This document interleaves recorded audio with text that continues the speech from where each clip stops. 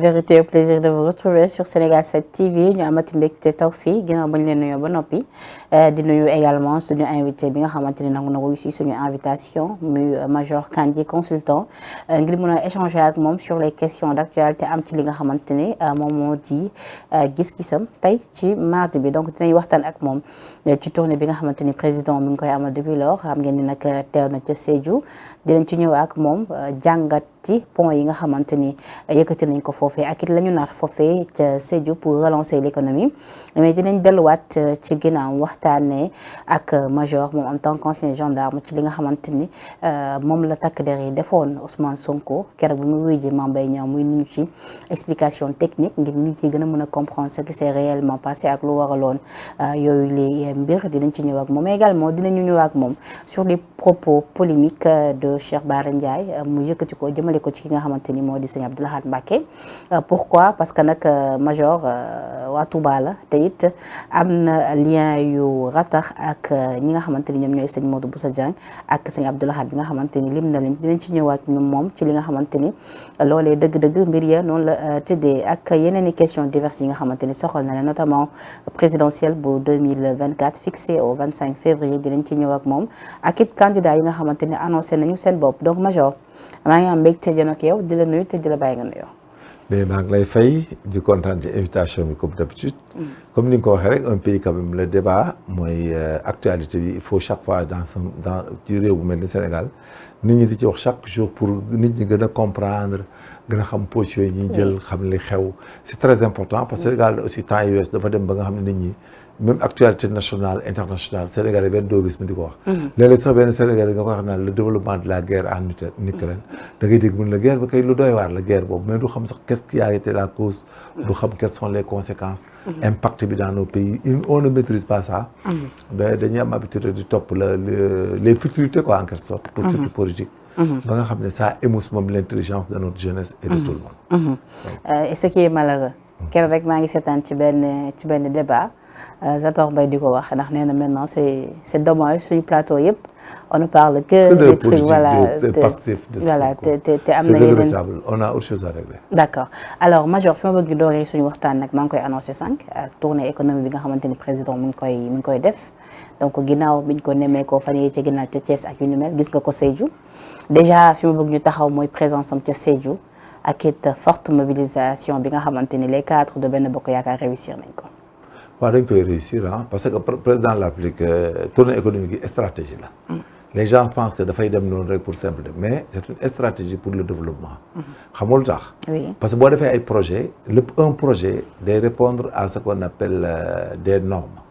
les normes d'un projet dañ koy tënk ci li ñuy tudd objectif à atteindre te objectif pour ñu atteindre ko day smart day spécifique mesurable atteignable réalisable et à terme. léegi nag pour nga xam ne projet yi nga defoon ak li ngay def ci plan de développement normal na rien n'est plus indiqué nga yow je te donne 50 milliards ne defaral ma pont mais saa yi bu ma ne dama koy inaugurer dans 12 mois mais foo jaar defar pont. xam nga foo jaar defar pont.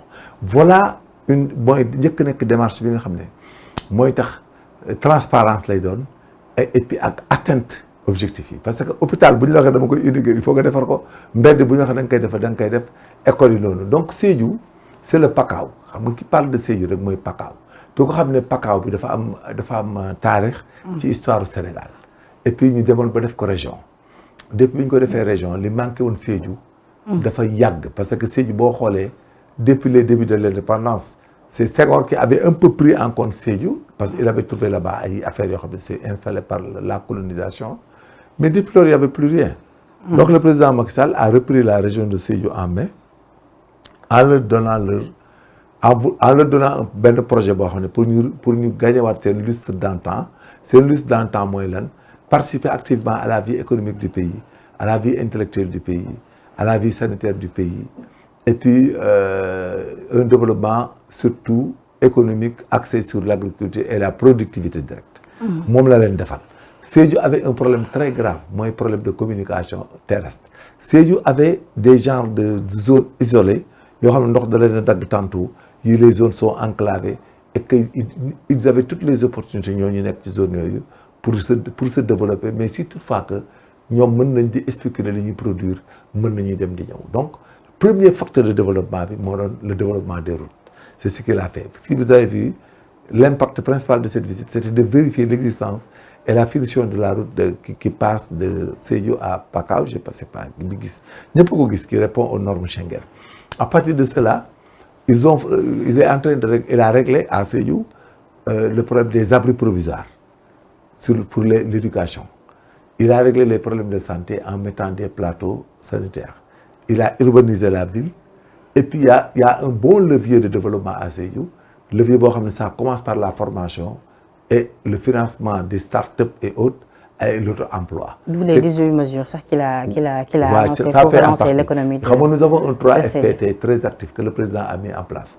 Le 3FT permet aux jeunes d'être qualifiés et que derrière il y a la DER qui les finance. Donc voilà que si vous suivez bien le reportage, les jeunes commencent à s'intéresser à l'auto-emploi, aux projets agricoles, aux projets avicoles, aux projets de pisciculture, aux projets de maraîchage, si vous dites, de l'horticulture, et que là, ils s'autosuffisent parce que ça amène c'est une chaîne de valeur que l'État est en train de créer même à Sédhiou. C'est-à-dire de leur permettre de s'autogérer, de s'autofinancer eux-mêmes par la transaction axée sur des chaînes de valeur. C'est-à-dire tu produis ça, l'autre produit ça, et vous avez ça.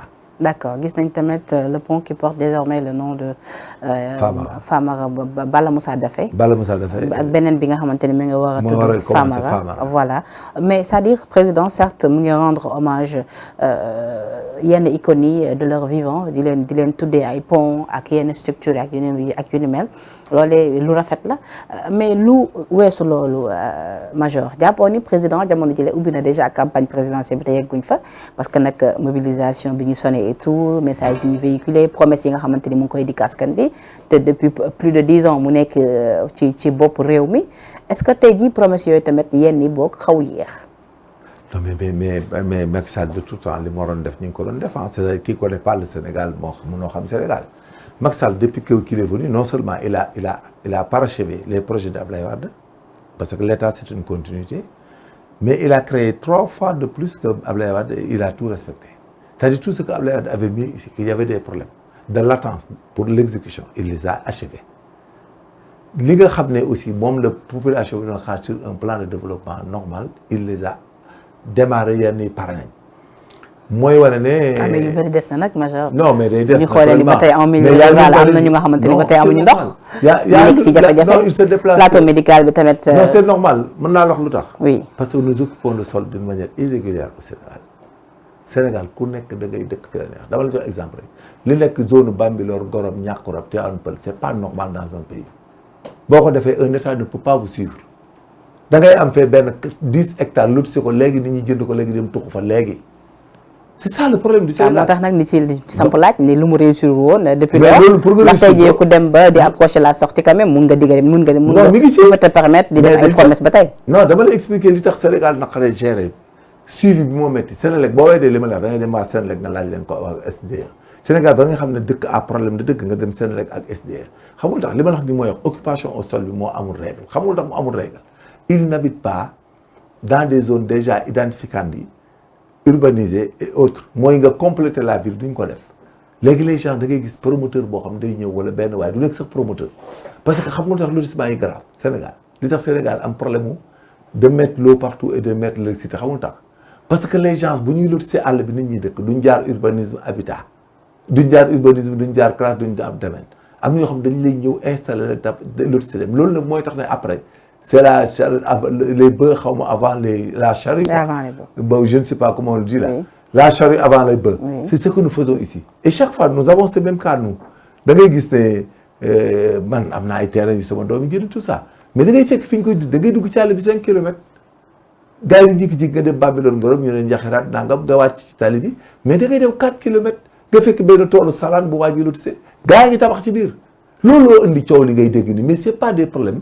L'État sax ne sait pas où ces gens-là habitent parce que ils habitent partout la DSCOS day daw seen kaw et puis Sénégal léegi sur le plan social mënatoo ñëw fekk kuñ jox. mais loolu kon problème la bu ñu non problème bu rëy la oui. On les appelle les zones pionnières c'est-à-dire boo ñëwee fekk benn Sénégalais ñu jox ko benn terrain léegi defal ko benn acte administratif les communes là. non je veux dire depuis lors su fekkee ni ñoom mënuñu identifier. li nga xamante ne mooy jafe-jafe y a des lotissements gérés. coopérative jëm ko faj. non mais faj bi mooy la. bàyyi tey jii ba sa mandat di waaj a jeex dama la wax benn secret munoo dem à 5 kilomètres 10 kilomètres de la rue nga fekk ñu fay installer un petit village bala nga koy xam fekk ñoom tabax nañ ba commencé soxla ndox ak courant c'est-à-dire c'est partout au Sénégal que comment ça se passe mais l'État a mis tout en place tout lotissement doit être déclaré au cadastre et à l'urbanisme dañ lay nikkade cadastre la urbanisme bu ñëw SDE xam li muy def ak Sénélec ñu xam ne mën na am entrée d'eau et tout bala ñu koy habiter dañu war a dugal loolu malheureusement Sicap ak HLM a ngi koy def les grands promoteurs ñu ngi koy def les coopératives d'habitat ñu ngi koy def mais malheureusement il y a des gens qui vendent leur champ. Il y a des communes qui n'aident pas l'État. D'accord. Il y a beaucoup de communes au Sénégal. Oui. Ils n'aident pas l'État. Nous l'avons à Mbacké da ngay gis communes yoo xam ne ay sous-communes dañu jékki-jékki lu si benn àll boo xam ne bala ngay xam ne fii bala ñu fa indi ndox courant dañ koy demander après or que ça doit venir avant su dee xam nga HLM il y avait des niches bu ñuy jaay kër ak terrain day am ay niches d'eau des niches d'électricité d'abord et des bornes nga xam da ngay ñëw rek dugg. daal di fay sa abonnement ñu abonné la. L'État a tout mis en place mais c'est malheureusement nous occupons le sol d'une manière illégale et irrégulière sans que les autorités ne soient au courant et puis dans un pays quand même l'État n'a pas des agents qui puissent être partout pour regarder que yaa ngi teg fi brique teg fële kër yow yaay am yow muy lotissé di jaay yaa war a déclarer. mais pourquoi quand même autant de promesses ci jamono jile. à quelques mois de la présidentielle. Macky ban promesse la rek. ah mais 18 mesures yi nga xamante ne annoncé nañ pour relancer l'économie de Sédhiou loolu tey jii am na yi nga xamante ne à long terme la. pont bi nga xamante ni ñu ngi ko war a defaat loolu c'est à long terme la. li nga xamante ni diggoon na ko également par rapport au chemin de fer bi ñu war a relancer à Thiès loolu 2035 la war a pare ak yeneen ak yeneen. Macky du fi nekk ba 2035. waaw certes exemple laa la jox. waaw mais dama ne Macky Sall a fait un mandat il doit faire un deuxième mandat point barre. On est en matière de droit et dans un état de droit. Les théories là que les gens essaient, c'est le principe du droit. non chemin de fer bi sax c'est dans 3 ans incha allah. mais pour chemin de fer fii la koy fekk dans 3 ans. waaw certes fii la koy fekk mais dama ne est-ce que mesures yooyu yëpp ak promesses yooyu yëpp mu nekk di digg. non un état quand même ci ay tournées. non état loolu lan lay wund. mais imaginez Macky Sall bu yeewoon suba teel. bëgg na xëy askan bi bu toogaat wala pour candidature am jàll wala lan la. bu taxawoon suba ne leen man xaw ma ci dara en février xaw ma ci dara février dañuy voté xaw ma ci dara. nga ne ko école yi ak abri programme mu ne xaw ma ci dara février mais kon on sera dans quel état. non ça dit comprendre sama laaj. dama ne je comprends promesse yi mu nekk ensemble bi tenir fu mu toll. il n'a pas dit de promesse. lan lay undu. non il dit le deadline. dafa nekk jamono ji léegi baax askan bi deadline projet tey su bokkee ci langum politique bi ñu ne voilà annoncé na yenn fii nañ ko bàyyi mu yeggali wala lan. man conception laa am ci Macky Sall. je dis que c'est le bon c'est le meilleur c'est celui qui va nous arranger pour le plan de développement du question lu mu lay joxol dara mais réew mi fi mu toll nii ak fi mu taxaw ak fi géopolitique mondiale bi toll il nous faut des compétences avérées et alertes des gens expérimentés madame pour réew mi continuer donc Sénégal ay waxi Macky Sall reste fekk yooyu du wax Macky Sall doit rester et on veut qu'il reste et on fera qu'il reste c'est tout. mais si waaw mais kàddu foo koy dugal. kàddu bi mu waxoon foo koy dugal. mais kàddu ban. kàddu bi mu koy wax non moom bi mu koy wax boobu temps dafa yaakaaroon ne il n'a pas mais on lui a notifié. déedéet major nag amul ay yaakaar non on lui a notifié. gotte wax Macky Sall déglu ma mais yooyu professeur wax nañ ko on lui a notifié que les 7 ans sont xaw ma débutés il y a un terme tout le monde sait Jean-Paul Dias wax na ko Sonko wax ko et vous voulez dire quoi. vaar leen. Sonko l'a dit Jean l'a dit. moom ci boppam sax waxaloon na ko boppam. Barthélémy Dias ci grand théâtre ni moom tey jii bu sañoon njiital réew bu nekk boo ñëwee da nga def sa ñaari mandat dem. waaye malheureusement li mu bëgg conseil constitutionnel mooy ko. non mais kon dafa mel ni sax moom teel na préparé nit ñi ci loolu te bàyyiwuñ ci xel. non Macky Sall il faut qu'il fasse les 5 ans pour valider le projet de loi c'est tout il faut qu'il fasse 2 fois 5 ans pour valider sinon ëllëg bu ñu demee ci kanam daf ñuy rattraper il a les lois de forme sont immédiates. Elles ne rétroagissent pas, sont immédiates. Macky Sall a fait 5 ans, il refait 5 ans. Point barre. Sonko l'a reconnu, Barthélémy Dias l'a reconnu et tant d'autres sommités de droit. Quand vous êtes pour sa 3e campagne? Non, pas 2e mandat, moi 2e 5 ans. Et je suis pour dans des campagnes. danaa def samay pexe dinaa ñaan lépp lay def. D'accord bu la neexee donc à rappeler que vous suivez toujours votre émission de la semaine 13 minutes de vérité ñu am mbégte de fi recevoir le grand consultant Major Kandji ngir mën a échanger ak moom sur les questions d'actualité alors Major beneen question bi nga xamante ni bëgg naa ci am sa gis-gis sànq sa biir wax juñu nga ko muy Mbacké donc Mbacké fan yii ci ginnaaw gis nga jafe-jafe yëpp a amoon ci meeting bi nga xamante ni Ousmane Sonko mi ngi ko doon bëgg a amal foofu depuis loolu nag ñu ngi doog a jàkkaarloo il faut que nga am ma am ci Mbacké gis nga li mu def voilà Mbacké dafa dem les gens là bi ñuy wax Mbacké xamuñu li ñuy wax D'accord, il y avait des questions de forme sur la requête, les 3 signataires. Là. Oui. Mais aussi, il y avait la menace de troubles à l'ordre public. Et Mbacké n'avait pas suffisamment de force. Mbacké, il n'y a qu'une petite compagnie de GMI, un commissariat, un escadron de gendarmerie haute. Touba est aussi grand que Dakar. Et aussi vaste que Dakar. Mbacké aussi est aussi vaste. Là, ce qui s'est passé, c'est quoi? Le préfet, par la gestion du droit et de l'état du moment, moi, affaire au trouble à l'ordre public, à non-conformité à la forme de la procédure de requête, là, a un problème d'interdiction. Peu importe.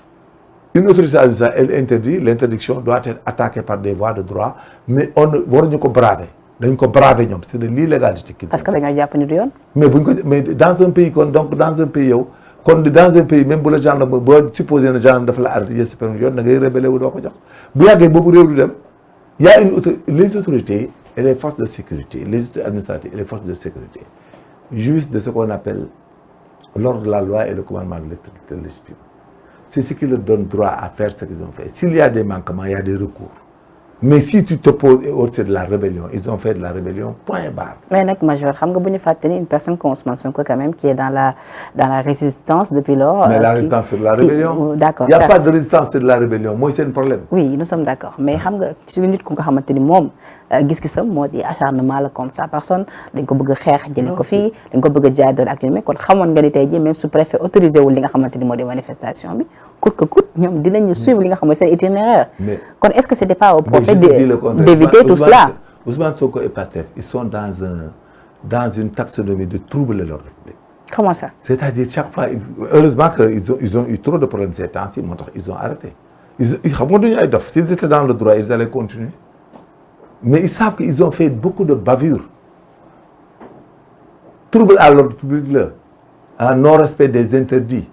C'est de la rébellion. Le préfet, il peut faire un factum de justification. Je dis que je suis le préfet, j'apprécie pas l'opportunité de donner ça, parce qu'il y a des troubles à l'ordre public, c'est mon ultime conviction. Le juge, il juge avec son ultime conviction, il est irresponsable de ce qu'il dit. Pourtant, le juge peut se tromper et dire autre chose.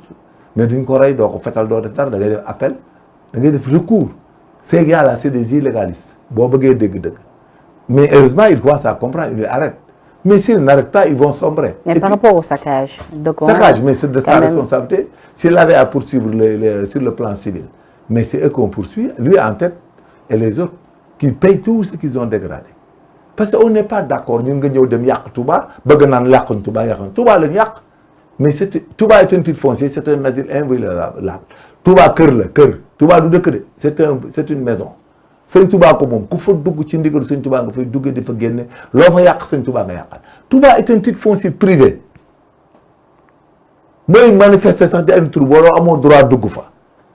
ñun ñu dëkk Mbacké bu ñu yegsee ba suñu limite fee la ñuy taxaw lu ñuy def ca xaj lañ koy defee. moo tax ma ne la nag les responsabilités sont partagées. Non, c'est pas partagé. Mais autorités yi dañoo war a fexe ñu préserver Touba. ñoo woy politique yi tamit xool tamit nu ñuy préserver Touba. Non, il ne devait pas aller à Touba parce que Touba n'est pas une ville publique.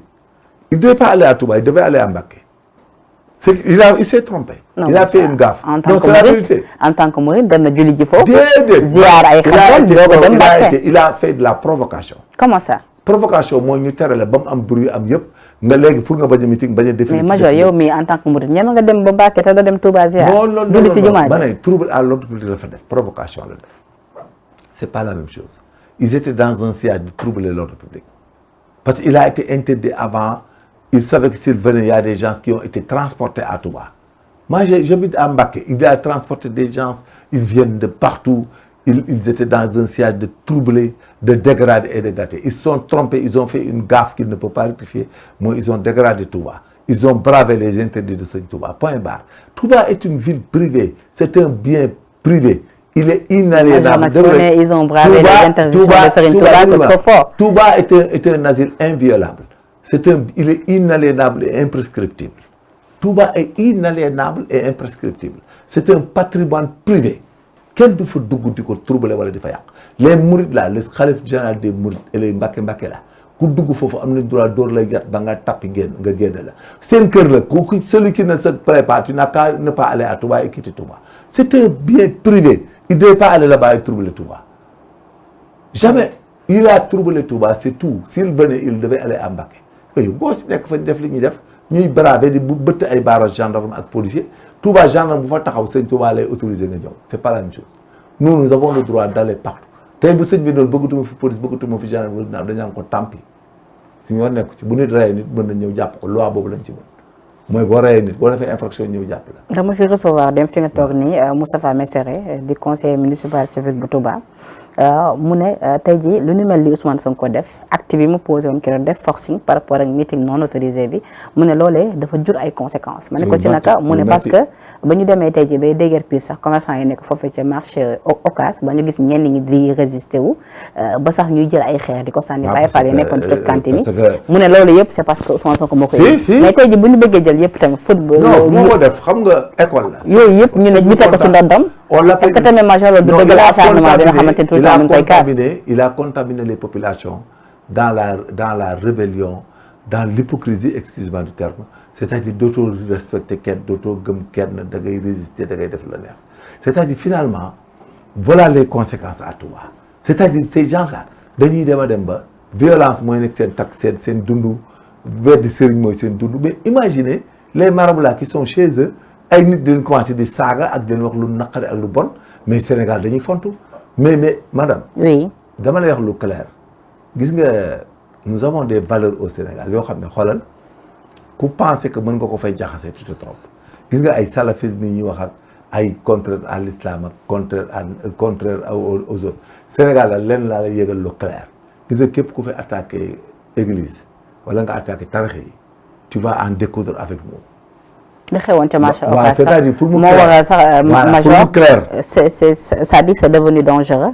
c'est dangereux dañ ci jóg marché Ocass li fa amoon ak ñenn ñi nga xamante ni dañ ci doon opposé gis nañu un célèbre tiktoker du nom de je pense su ma juumul Noble la tudd gis nga démb ci ay vidéo yu circulé ci internet bi ñu xawoon ko lyncher à mort otom ñu taal ko ba finalement bu du woon takk der yi amaana faat nañ ko marché Ocass lotissé ko ba mu normal dama lay expliquer rek marché Ocass ak gaar bu ndaw gaar bu ndaw sëñ Saliou Mbène dafa bëggoon def marché Ocass c'est un marché moderne à l'époque dañ ko tracé defar ko ba mu bien mais au fil des ans marché Ocass kenn du ko traversé marché Ocass est devenu une insécurité dans le pays parce que day lakk tout le temps et la promiscuité ñu dem ba marché Ocass bu màggal jotee mooy nekk le nœud de l'embouteillage moom mooy provoquer embouteillage parce que ku fa dugg dootoo génn ku fa dugg te nañuy fa dugg de mais ku dugg dootoo génn bloqué te marché Ocass solul jumaa ji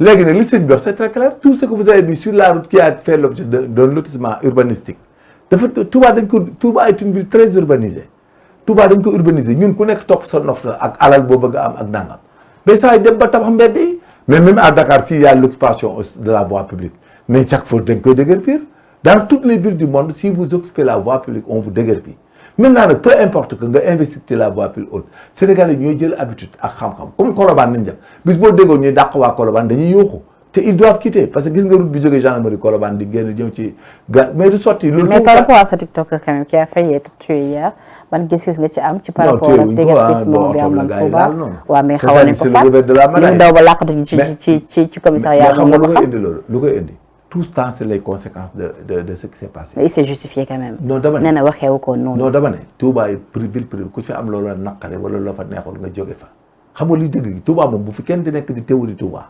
Touba c'est une ville privée demuñu fe Touba waa Touba gis nga Mbacké Touba yi Mbacké est une ville administrative doo ci gis kenn ku dugg Mbacké di am lu muy wax ak lu muy régler ñoom seen kër bàyyi lañ toog ak seen kër maam celui qui part là-bas tu te conformes à Cheikhoul Khadim mënoo ko nga déguerpir gis nga li gars yi di wax fii di doftalu suñ kaw nii di wax ay wax Touba ça ne passera pas Touba a été géré par Baye Laat d'une manière collégiale d'une manière rigoureuse léegi sëñ Saliou ñëw investir fa marab ñëw investir gis nga gars yi wuti alal Touba di fa bëgg a semer bordel ils perdent leur temps gis nga ils seront rattrapés par le temps ils vont quitter. D'accord. Touba est un bien privé. Oui. C'est une ville privée c'est un patrimoine c'est un titre foncier privé celui qui kër jàmbur la Touba du ville c'est une maison c'est un kër la kër jàmbur la ku fa dem nag gaañ amoo la fa neexul mais tu quittes d'accord major yow yaa fa dugg muy yaa ko tudd sax muy kilifa bu tedd bi di sëñ Abdou Lahad gis nga nag fan yi ci polémique bi nga xamante ni Cheikh Bara Ndiaye mu ngi ci ñeel sëñ Abdou Lahad a rappelé que ni nag ci ab émission bu mu doon def foofee ca Walfadjri ab entretien pour être précise ci la yëkkatee yi lépp kaddu da doon justifier li nga xamante ne mooy kaddu yu sëñ Abdou Karim waxoon ci keroog bi fa Mamadou Gueye di le nouveau directeur des domaines teewee te sëñ Abdou Karim ni ñoom mag ñi ñoom ci mag ñi lañu mun a yem bamtuwaat ko sax ni ñoom ñu ngi ci mag yi d'accord moom nag Cheikh Bara nag nee na Abdoulaye Mbaye Pekh moo déformé ay propos sëñ Abdou Karim du loolee la bëggoon wax yamu ca nag mu daal di justifier propos yi sëñ Abdou Karim wax comparé ko ak sëñ Abdou Lahad taxawaay bu mu amoon ak colère bu mu amoon ci digganteem ak Abdou Diouf on se rappelle ça en 1988 bu mu joxoon consigne de vote bi voilà parce que jàppoon na ni bilan bi Abdou Diouf defoon Touba kenn jotu ko fa woon def depuis lors mu joxoon consigne de vote mais c'est-à-dire propos yi Cheikh Bara li mu ko waxee ak jamono jilee ni ko sëtu sëñ Abdou Lahad yi diabolisé loolee ànd nga ci waam jël ban gis-gis nga soo gisee ma lay expliquer chaque fois moo tax gis nga ñoom homme politique yëpp ak ñoom ñëpp ma leen di wax d'être très prudent de la manière de parler et de voir parce que gis nga wax dafa am ce qu'on appelle l'esprit et la lettre gis nga léeg-léeg nga libale benn wax boo ko génnee gis nga yow ni nga koy gisee c'est dans son esprit mais bu génnee day nekk lettre mooy di ko waa ji déggee moo tax il faut être très très prudent parce que wax dafa garaaw mën na tasum réew mooy comme cas yi ngay wax nii mais ce que je résume mooy man je connais trop bien Baye Laat sama jamono fii laa ma fekk gendarmerie ñu fay dem mu nekk xaritu ñoom Waly Faye ñëpp dafa dem ñoom seen ci dëkk ñu ma fay dem man bi may nekk en 78 ak yooyu Baye Laat moo ma tere football rek laa mënoon man Iba Gueye ñoom grand Armando ak Iba Gueye ministre woon Baye Laat bi ñuy tere football ak cigarette seen dangam ba ma ñëwee man damaa ba cigarette ñu ñëw ak ñoom Iba Gueye ñooy lay ci Baye Laat naan ko football bi dañuy tàggal suñu yaram ba Baye Laat daal nekk waa ba da ngeen ci yem ak nangam man ma ne banaa football Baye Laat dama yow doo ko réccu ñun dañ daan dox di ñëw di ko fekk ci kër gi Baye Laat li may am lu may expliquer lu clair de l'avoir connu Baye Laat amul ku mu ragal ci àdduna ak ku muy dem gauche droite Baye Laat lu mu wax noonu lay jaar Baye Laat ci boppam daa yëgul nitu zahir yi bay rek la seeni mbir boo gisee Abdou Diouf li mu ci waxoon Baye Laat waxoon parce que boobu moom ci baatin la gis ne kii bu toogee tuuti dina baax ci ñun parce que coow li bari na woon comme coow li am moo taxoon mu jàppale ko c'était pour calmer le pays mais même actuellement nii ce pays là Macky Sall toog mooy tax réew mi daal quant à sëñ Modou man maay magu ki nekkaan yi man ñi nga gis man maay magu ki nekkaan yi sëñ Modou man maa dem saam yëpp rek dindi lu mu am jox ma di ma may xar di ma may xaalis di ma def lu ne may toog moom di waxtaan ba guddi ñu ànd génn ci gannaaw xëyra ma je connais très bien sëñ Modou Moussa Dieng et mon goro je suis le grand frère ak Kiné Kandji qui est décédé man maa ko may sëñ Modou. Oui. Voilà donc sëñ Modou amul ku muy ragal ci àdduna wala lu muy nëbb il avait de colère gu intense ak Abdou Diouf bu leer Awa Gadiaga mën na ko seede ndax mi ngi dund voilà man mën naa koo seede ndaxte j'étais fréquent dafay def saam yabal di dem dindi lu jot mu dindi jox ma bu tabaski jotee mu dindi xar yi jox ma di ma jox xaalis sëñ Modou était un type était un marabout très très très digne très sincère man gorom laa.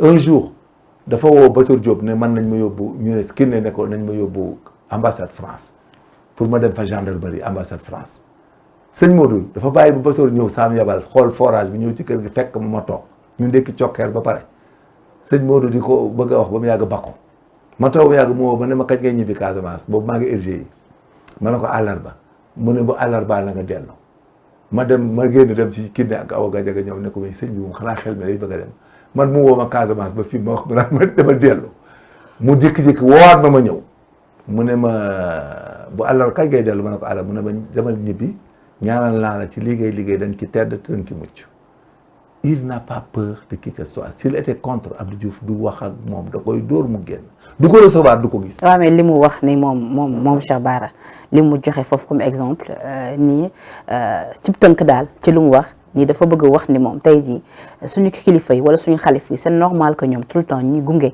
ñi nga xam te ñoom ñooy njiital réew mi du nit ñi moo leen intéressé sax mais fauteuil présidentiel bi moo leen intéressé ci loolee moom la sukkandiku pour fàttaliku sax kóllëre bi nga xamante ni sëñ Abdou Lahad am na ko mu ne lan moo leen xam nga moom ci propos sëñ Abdou Karim yi la doon ñëw je sais mais en résumé moom waaw c'est-à-dire en résumé moom dafa bëgg wax ni xalifa yëpp tey jii c'est normal ñuy ànd ak président de la République. waaw loolu boo ko waxee c'est pas grave. Voilà. Mais tu dis non ils sont pas avec les présidents de la République sur le plan politique ah. C'est parce que c'est leur interlocuteur vis-à-vis de l'État. tu sais yow Sénégal erreur bi ñu def loolu la. en fait moom laa la wax ni c'est-à-dire. moom laa lay expliqué ànduñu ak ñoom sur le plan politique. non booy def ndànk di wax moo tax da ngay booy libale wax da ngay jàng ñu jàngal la ko ak taxonomie la y a le verbe il faut le verbe il faut l'utiliser sujet verbe complément c'est-à-dire un khalife général des Mourides des Layènes des Tidianes autres il n'est pas politique il n'est pas avec le président du parti APR non. Lui, son interlocuteur, c'est Macky Sall. Oui. Son interlocuteur, c'est Abdou Diouf. Oui. Donc, loolu, ce n'est pas de la politique. Baye Laat ñoom li ñu doon wax ci Abdou Diouf ak yooyu mais Baye Laat il le gère comme président de la République du Sénégal et puis Baye Laat ku ko xam ne ku ko wokk mu xuri la Baye Laat amul ku muy ragal Baye Laat li mu yaakaaroon ëpp na ay zaahiru àdduna et puis il faut approcher ces marabouts et habiter avec eux pour connaître ces gens-là ñooñu du ñuy dundee gëmuñu nit kuy politique. Donc dans ce cas-là li mu wax jàpp nga ni c'était de trop. Non, c'est des manipulations de mots qui sont très dangereux même pour lui moo tax parfois il faut faire attention mais comme li ngay expliquer nii que sëriñ si dañuy ànd ak président de la République parce que c'est normal parce que ñoom la ñoo seen interlocuteur ah. Oui. Les marabouts sont leurs interlocuteurs moo tax man bu ma leen di jàngal dama leen di jàngal ne parfois ni booy combiner mots yi. parce que man bi ma ko dégloo man comprendre naa ni foofee la bëggoon waxee. waaw kon nag fi may ko expliquer. xëj na nag fa la bëggoon waxee. waaw xëy na nag ci explication am. il voulait xaw na déraper tuuti loolee nag di incompréhension ci ñenn ñi. foofu màgget fa ñun suñu mbokk ñu xam leen mais sëñ bi tu peux pas imaginer un Baye Laat. mais sëñ Modou Bousso Dieng moom moo tax ci woon Ablaye Wade waa am déet. mais je ne m'en rappelle mais sëñ Modou avait il était un grand diplomate mais il était xam nga état sëñ Modou Alaaji Baara ñoom dañoo xawoon ils étaient modernes surtout Alaaji Baara ils étaient trop modernes Baye Alaaji Baara était très informé dans les fonctionnements de l'État dans la marche de l'État il comprenait tout mais il n'était pas dans la gestion de l'intérêt avec l'État xam nga sëñ Fallou moo fi faroon Senghor. waaw ñoom ci liñ nekkoon mooy baatin lañ nekk lu baax ci Sénégal rek lañ xam moom la ñuy wax Senghor di ko sëñ bi di leen laaj damay bañ a yeggaat ci rappel histoire bi am na luñ joxe ak kenn moromam muñ ko jox mais Senghor daa delloo bosam ne def na ko sëñ Touba ñaanal ma rek su ma yoree nguur gi naa toppatoo sëñ Touba danaa toppatoo seen yoon wi est-ce que tu comprends li Senghor waxoon mais sëñ Fallou kenn mënu koo tromper. wallaay mais ci baatin da koo xool xam ne kii moo fi gën. moo gën ci Sénégal en parce que du indi salafisme du fi indi yeneen affaire ba fi faagagal l'islam ak di faagagal tarixa yi sëñ Fallou ne kii kat ku jar a jàppale la ndaxte kat li mu wax dëgg la ci moom ndax sëñ Fallou xam ne ko yokk dëgg ak koy fenn mu xam ne li waa ji wax dëgg la ci moom sëñ Fallou jàppale ko ba Alaaji Baara nekkoon xaritu sëñ Senghor et puis il était presque parmi njabootu Alaaji Fallou Alaaji Baara ci gënoon a informé imprégné sëñ Modou ne sortait pas à part ça dem Italie ñëw Padoa soo dooree ñëw dem yoonam dellu Mbàkke il n'avait besoin de rien. d'accord mais dans ce cas là Cheikh Bara tey jii su waree jubbanti ji lépp. non day jubbanti ay kàddoom ne man dama doon. lan la war a jubbanti. Cheikh Bara bu demee danaan leen man mii kat ba may wax ne ko Major Kandji waxee esprit ak lettre du benn man sama xel rek bu gàtt la nag maa ngi jégalu dama bëggoon wax nag ne c'est normal que ku nekk ci xalifa bi nguur ngay mën a waxal. oui na fa yam ak ku nekk xalifa. boo laayeen Tiijaan ak boo mën a doon président ngay mën a waxal ndax doo moromu ñu ci des doo soxla yow da nga xam nga les xalif généraux au Sénégal dañoo yor ay population ñoom ñooy gérer population bi ñoom ñooy kilifa population yi ñoom ñooy wax ne fii dañ fee war a faj nit dañuy fee war a indil mbedd indil ñu fi courant dañuy màggal si na gendarmerie ñëw police ñëw dund bi doy c'est eux ñoom ñooy kilifa réew mi ñi ay dirigeants lañu les hommes politiques là c'est des gens qui dirigent les démembrements rek pour organiser la société mais kilifa dëgg-dëgg église bi la ak xalif ak chef tarixa yi donc ñooñu au Sénégal suñu organisation ñooñu c'est des institutions à protéger xam nga maa la wax tantôt ne la fii Sénégal ñun ku laal église wala nga laal tarixa dañ ko war a digaale ak yow avec les armes parce que ku ko laal da nga ñoo bëgg a toroxal. d'accord mais nag major ci loolu gis naa ay ñu nekk ci Benno Bokk Yaakaar ci ñenn ñi nga xamante ni nag ñu ngi sukkandiku ñoom it ci Cheikh Bara li mu wax ni gën a taawi mbir yi. est-ce que tamit souvent dañuy profiter ci yenn situation yi pour defaale tuuti manipulation. xam nga gën a bëgg monter kilifa diine ak profité wuñu yenn chroniqueurs yi wala léegi dama ne la booy wax da ngay xool li ngay wax li nga koy libalee wax dañ koy jàng xam nga tu as voulu dire il a voulu dire que les xalif règle mais il y a une erreur de communication. C'est une erreur de communication xam nga l'erreur n'est pas l'élément moral dans l'erreur n'est pas requis doo jël ne waa ji da ko tey def ko xam nga erreur ku juum mooy def erreur et je pense qu'il a dit qu'il a fait une erreur mais ko li ma la jàng rek mooy gis nga moo tax booy jàng gouverner ak jàng dugg ci politique nangam da ngay def attention gis nga Macky Sall est très expérimenté. mais ñi ciy def manipulation. non manipulation du ci c'est important. non c'est vice versa. est-ce que war nañu gis sëriñ si dina utiliser di defaale manipulation. dañuy pour leurs intérêts. dañuy rafetal parce que ñun dañu laal suñu sëriñ ak suñu ngëm ak ñu bokkal man mi Mbàkke lu ma am fa laa koy yóbbu fa laa dëkk boo ñu laalee ñu xuri la mais dama bëgg pour calmer pour que ëllëg du amati il faut pas dire ay bonne bokk yar xëcc nangam y a une erreur qui s'est commise dans un pays normal X le Sénégal et puis ñun suñu problème du moom mais c'est l'impact avec nos marabouts là c'est ce qui nous inquiète et ce qu'il faut gérer même calme parce qu'on veut que ça se calme. Oui. Vous me suivez bien. Oui. Parce que c'est des choses d'une extrême gravité. Oui. Bu dee erreur la ñun nous sommes des psychologues et des analystes xam nga yaa ngi may rappeler ne moom nee na bi ñu koy wax daf ne ñooñu nguur la ñuy waxal. mais c'est normal. un xalif général de mais nguur lay waxal.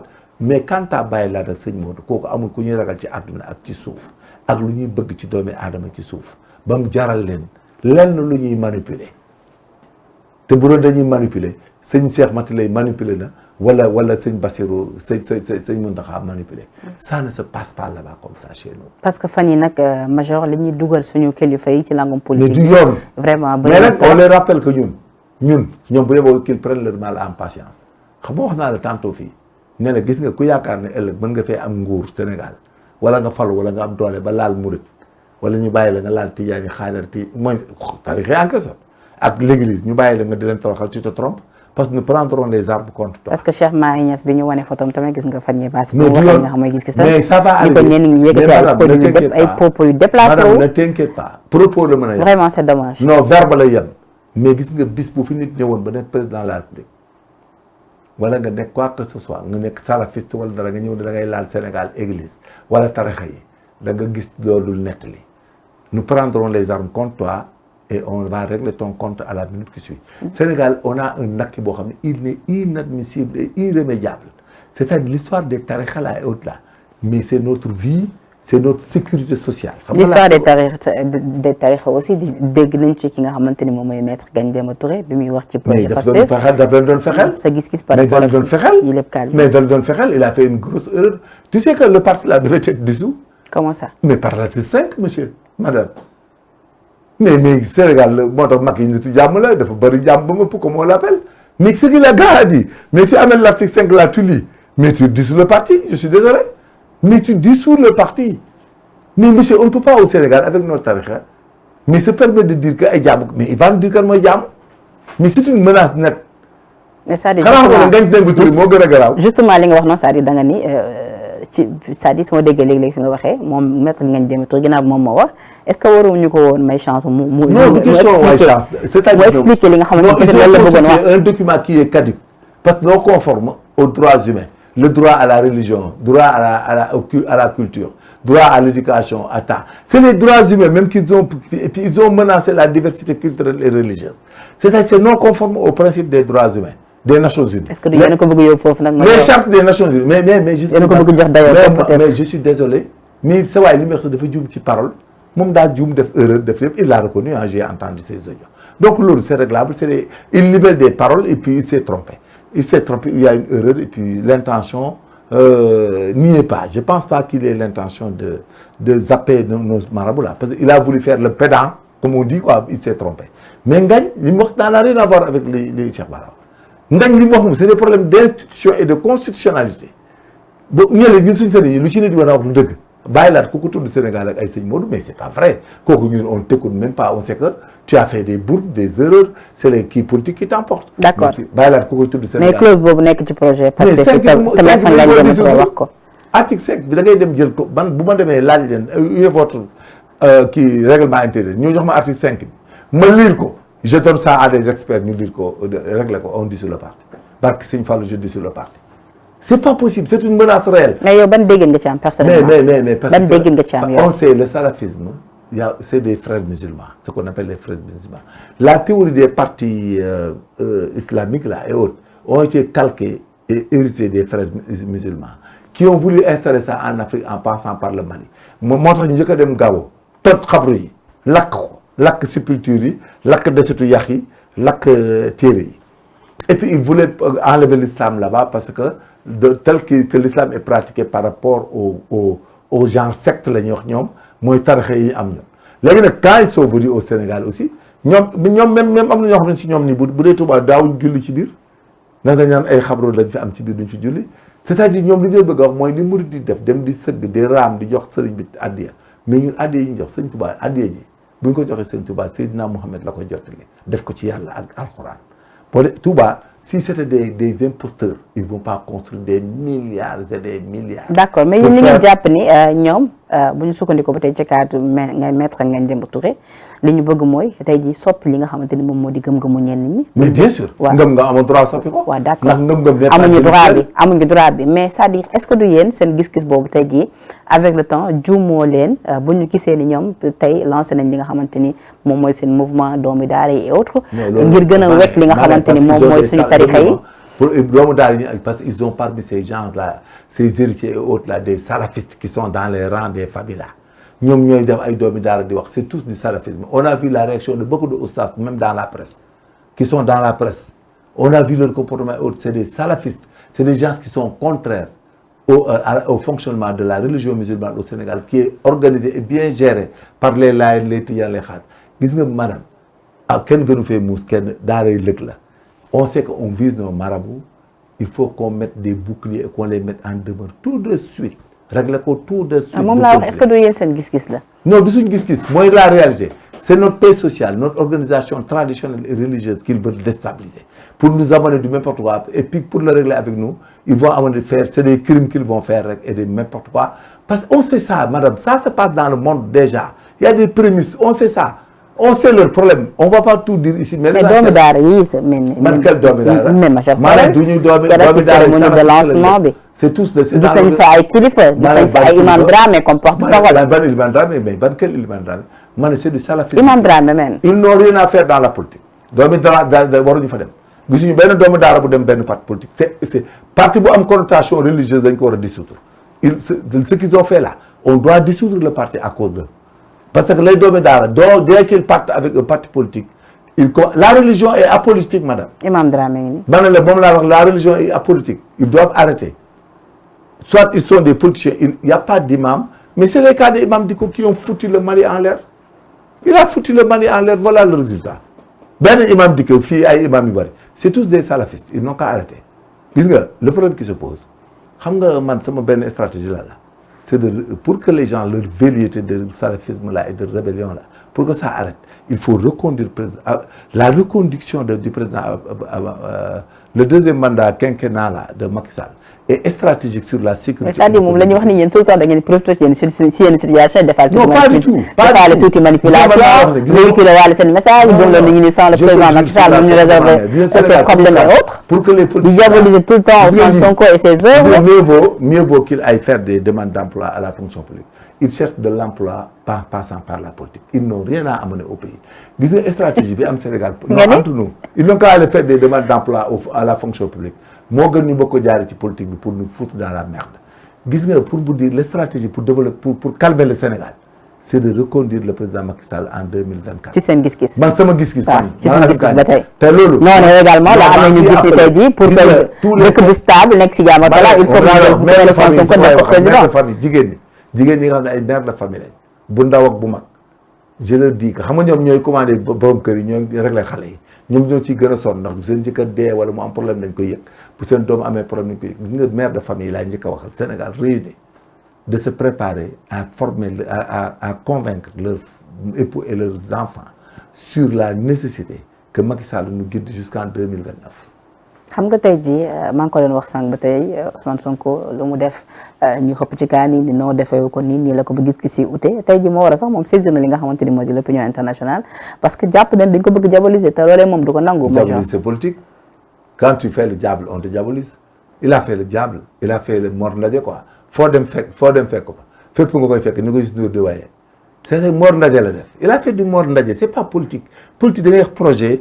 def lu wóor lu leer munoo nekk di wax boo duggee fii génn fële def jéye ji génn fële da ngay mujj finalement. animation nag dafa am lu mu bëgg c'est normal que tu sois présent sur le terrain. il s'est conduit à ce qu'on appelle il est dixième ce qu'on appelle la dispute bon avant qu'il n'arrive au pouvoir il est dixième c'est-à-dire day dem ba sàppi la dissétude mooy sàppe loi bu sàppe dañ koy bàyyi ba duñ ko utiliser mën nañu tuddee la dissétude c'est-à-dire en langage clair il est avec des gens qui n'ont montré aucun indice de capacité de gérer quoi que ce soit dans ce pays. kon daal mouvement doomi daara yow gëmoo ko ci. non c'est du salafisme ils n'ont qu'à arrêter moom bu doomi daara là c'est des gens qui provoquent même l'annulation de ce parti. d'accord alors maître dégg naa maître sax major ginnaaw ba ci Ousmane Sonko lañ taxaw ñu delluwaat tuuti ci ginnaaw maa ngi koy wax sànq ci bi may introduire par rapport li xewoon keroog ci procès ak Mame Mbaye Niang rappelé que ni nag procès bi ñu ngi koy xaarandi le 16 mars bi moom renvoi mënatu fi am ndaxte 3 fois lañ ko war a renvoyé annulé nañu renvoyé nañ ko à 2 reprises mu ne ni jeex na. ultime renvoi bi donc dans ce cas là lan lañ ci war a mën a xaar mais laataa ñu ñëw ci loolu bu ñu dellu see ci jour boobu li fa am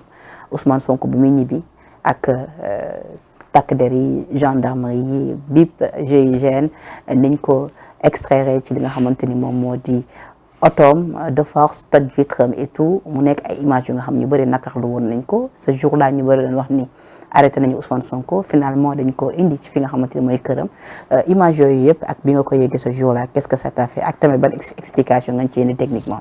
C'est de féliciter d'abord les policiers et les gens qui l'ont fait parce que xam nga Ousmane Sonko ce qu'il ne comprend pas là il n'est même pas soucieux de la géosécurité internationale là ce qu'on appelle la géosécurité internationale. Ousmane Sonko n'est pas un criminel mais c'est un facteur criminogène. Pourquoi c'est un facteur criminogène? Parce qu'il pose des actes qui peuvent amener le Sénégal à des situations regrettables. Pourquoi? Dama lay expliquer quoi. Ñun un État c'est pas ces politiciens là à la farfolie quoi qui s'accompagnent avec les charlatans qui s'accompagnent avec les doomi daara comme tu dis là. non exemple là la jox rek État du noonu État c'est pas comme ça.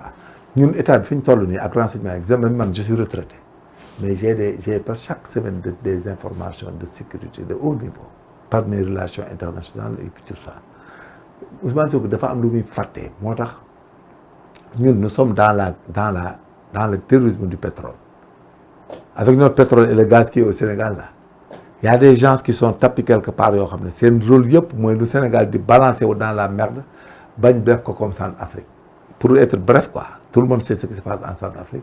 Les grandes puissances installées avec des armes et tout, et qui exploitent des zones qu'ils isolent. Muy benn. Secondo, il y a le terrorisme axé sur le salafisme. Les terroristes sont à nos portes. Ils cherchent toutes les occasions pour nous mettre dans un désarroi, tuer des gens et puis tout. Et que moom li ma wax ne c'est un facteur criminogène parce que il aime que les gens viennent et se victimisent à tout temps pour des raisons qui ne sont pas logiques, des raisons illégales.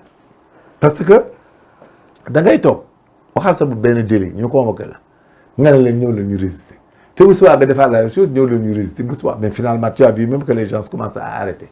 L'autre jour pour revenir ci événement yi am les policiers ils ont des renseignements d'une minute à l'autre et ils regardent ils apprécient la situation ils savent que Ousmane Sonko là il veut se victimiser day jaar na le am ñu fa dee wala ñu gaañu wala moom ñu gaañ ko ñu ne dañ ko attentat parce que ba mu commencé ba tey ci affaire surtout Adji Sarr bi mosoo dégg fu mu defee discours te tuddul ay complot ak Macky Sall lan moo ci yoonu Macky Sall ak li ci yoonam parce que benn philosophe def ne si vous suivez quelqu'un pour sa beauté c'est de l'attirance pour sa richesse c'est un profit pour son intelligence c'est de l'admiration. S'ils suivent une femme là-bas comme Adji Sarr pour sa beauté et le contour de ses trochantères là, mais ça c'est de l'attirance. Si tu pars là-bas, que tu fasses et que non, mais monsieur, si tu es, c'est une dégradation aux mœurs, c'est la suspicion, c'est le doute. Mais est-ce que ñoom ñoo ko may nag ñoom ñoo ko may pour loolu bu mu jàppee ni complot dafa am ci lépp. damay ñëw ci sécurité bi li tax bu ñu leen di lim ci yéen ñi di leen tudd ci yéen ñi ci yenn cadre yu bokk ci APR li tax ñu expliqué est-ce que du loolu moo tax mu gëm ne dañ koy comploter à déedéet non waxuma complot dama wax ne je suis en train de faire une thèse dama la bëgg wax ne moom finalement bon réunissant tous ces fléaux tous ces problèmes Ousmane Sonko am na sax ñu mën a profiter ci situation bi mu nekk ak ni muy waxee ak discours acerbe bi mu yor violent bi am na sax nit ñoo xam te bu ñu bëggoon déstabiliser Sénégal exemple laa la jox mën nañ ñëw sax jéem ko laal wala gaañ ko wala def ko dara est-ce que vous me comprenez. oui pour que ñu jiñ ko état bi. mais même moom bi mu demee këram rus na Ousmane Sonko bi wax na bi mu demee bi ko gars yi moom biir këram mais lu mu wax yéen déggu leen li mu wax de. gis nañ ko après mu def déclaration. mais yow dafa yéemu xam nga moom même bu Sénégal doon am problème mën na ko bañ a fekkee parce que y a des gens mal intentionnés ñoo xam ne ñoom ils sont pressés d'autres choses ak am nañ yeneen objectif pour yàq réew mi moom finalement nag c'est lui qui ouvre les fenêtres. du désordre moo koy ouvrir. Heureusement que j'ai vu que une semaine là et quelques ils deviennent ils savent que ñoom dañuy def teguñu ko fenn. mais dégg nañ ko tamit mu ne Macky Sall dafa may milice dañ ko bëggoon mais faat. ban milice Macky Sall bu fekkoon tegu du intervention wu gendarme yi.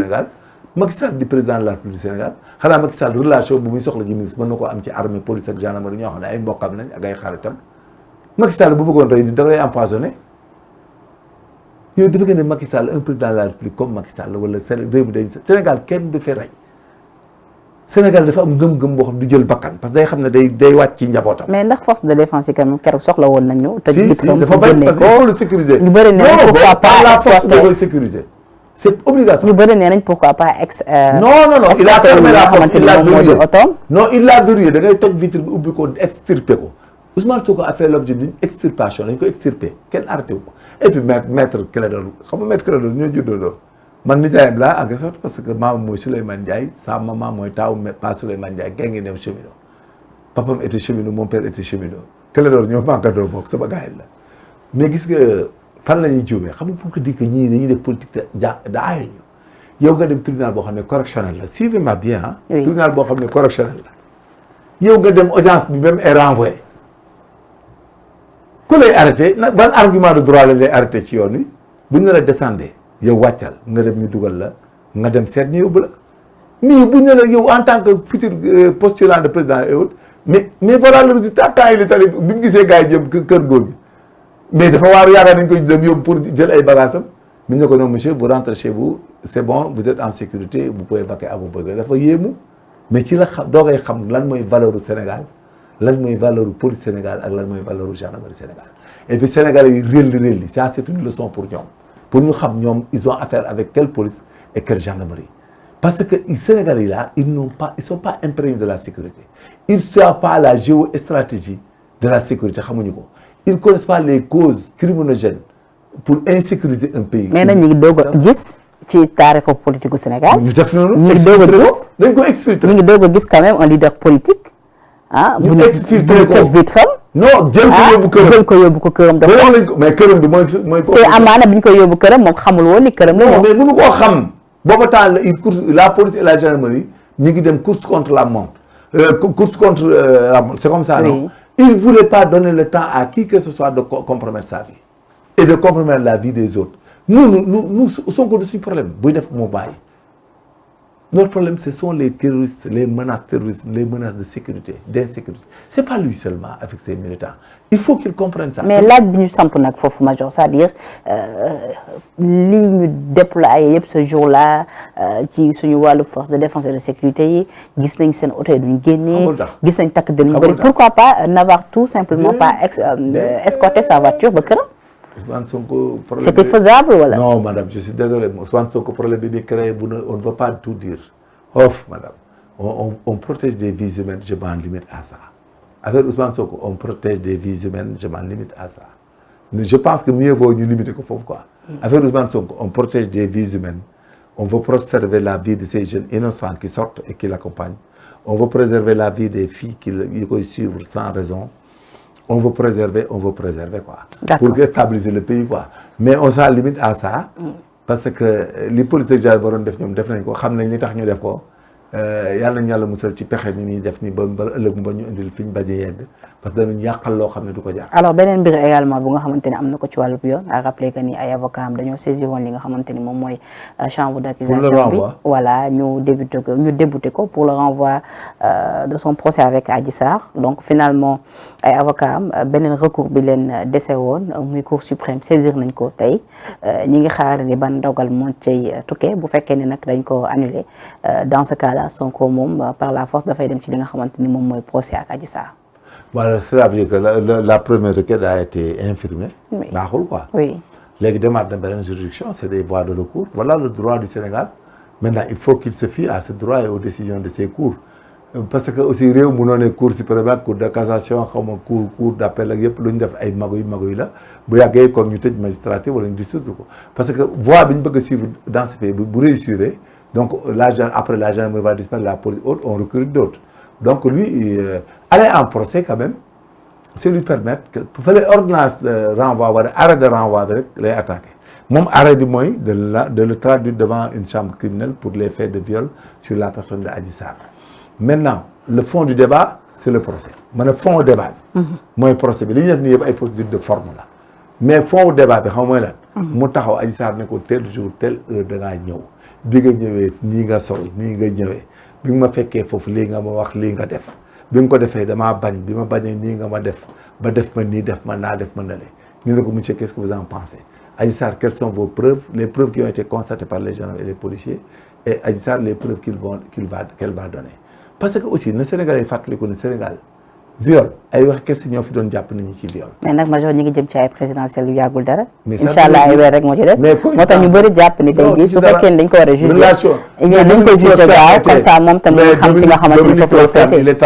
il est allé voler il est allé faire tirer ses crampettes avec la fille Diallo là aux États-Unis et puis alors qu'il se préparait pour aller vers les présidentielles avec Sarkozy et que lui il est honnête parce que Aminata Diallo la fille Diallo là dafa déposé jabar ji hôtel yaakamtee egg ci gel bi yegg ci dugg gel baa ngi koy xaar ci couloir bi ñu dugg mais gel bi dafa moom noonu daan def rek saa jékki-jékki rek ne bëre rek tël bunt bi waa ji xam nga ne li ma lay wax mu tël bunt bi rek génn yooxu Dominique xam ne lii femme bi rek ko dóor quel est son problème Dominique Strauss-Kahn n'a jamais cité le nom de Sarkozy il n'a jamais parlé de complot il a appelé sa dame ne ko je viens d'avoir un problème te mu ne ko quel mu ne ko j'avais une copine avec qui je sortais ici donc on a vu une fellation je ne sais pas tout de suite mais à ma grande surprise elle a sursauté elle a crié et tout le monde est venu et puis c'est fini quoi ne ko c'est fini tout est fini daf na jabar ji tout est fini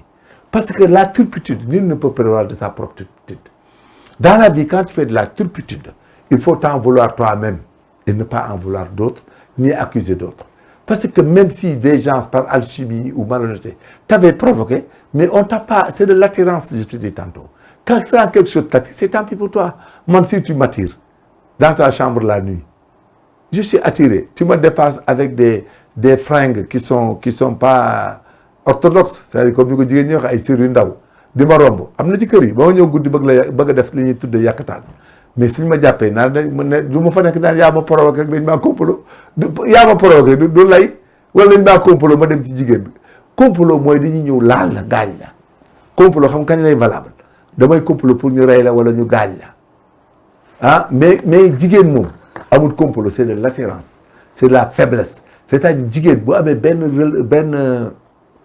benn cause que la cause soit endogène ou exogène de nature que nga dem fekk jigéen ci néegam rek pare nga man mi mënoo guddee ma ñëw fa dëkk Géejawaay oui man ma topp la fii ba dem ba bàyyi la ba guddi Géejawaay ma fexe ba Géejawaay tëb miir bi ñëw ci sa néeg bi ah ma wax ma def maa complot ndax daf ne ma ñëwal seet si ba jaaral ci miir bi du ma tëj bunt bi nga ne musuma koo wax ñu fekk ma ci néeg bi mais Adja lu may wax ma dëgg rek. ah mais major fan ngay def tamit li nga xamante ni yëpp dégg nañ ko ci depuis lors fan ngay def ci ñoom li nga xamante ni jàpp nañ ko ci certificat médical bi fan ngay def également liñ ci limee yenn personnalité politique yi yooyu yëpp foo koy def attention le docteur Touré là il est en train de faire de l'amalgame il regrette son acte et je pense que c'est lui qui a foutu le monsieur en l'air parce qu'il a fait de l'écovénage et il n'a pas la primauté des résultats. Alfousseyni amul résultat yi fa la daanu il dit que des conneries quand tu fais de l'écovénage ñëpp xam nañ ko quand tu cherches des éléments biologiques de sang et de sperme de salive haute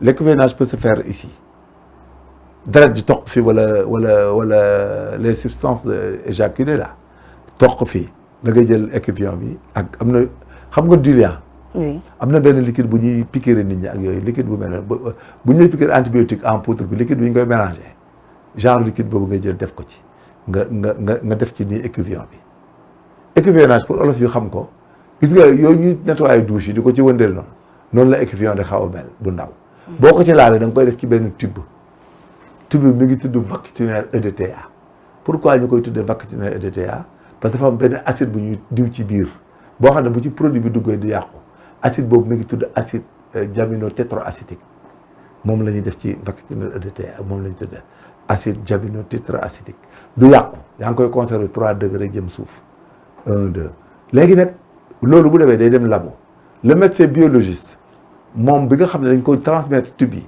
moom du ko jox médecin bi mi ngi koy jox l'officier qui qui a fait réquisition personne qualifiée moo tax docteur Afissatou Diallo écouvernage yi mu def ba tey da koo échappé te lui-même s'il a fait l'écouvernage am naa dégg naa dire même dans la presse que les gens disent que moom après la xam ne waajee la mu rebuffé wu mais moom moo njëkk a jël sax dégg naa am na ñu ne moo ko jëli am na ñu ne moom moo njëkk a mer ba la ki la def lii moom on va le massacrer. D'accord. Mais tout ça c'est dire mais def na écouvernage il a reconnu lui-même ban suivre naa ko mu ne def naa écouvernage ci vaccination et DTA il devait attendre à ce que l'ADN trouvé dans ces écouvernages lui soit transmis bu ñu ko ko joxee nag ba mu xam ne ADN bi ADN bu lëng la mu daal ne ADN am na. bu góor wala bu jigéen. alors major fi ñu daanelee nag waxtu bi jeex na tàkk tuuti da nga may yéex a signaler li nga xamante ni mooy waxtu bi mais fi ñu daanelee major moo di présidentielle bu 2024 am na beneen candidat bu yees bu annoncé donc ñu bëri xaaroon nañ ko muy Déthié kan nga wax léegi. Mamadou Ibra nee na day ñëw ñoom Déthié Fall. waaw Déthié day ñëw Mamadou Ibra mooy ci kan.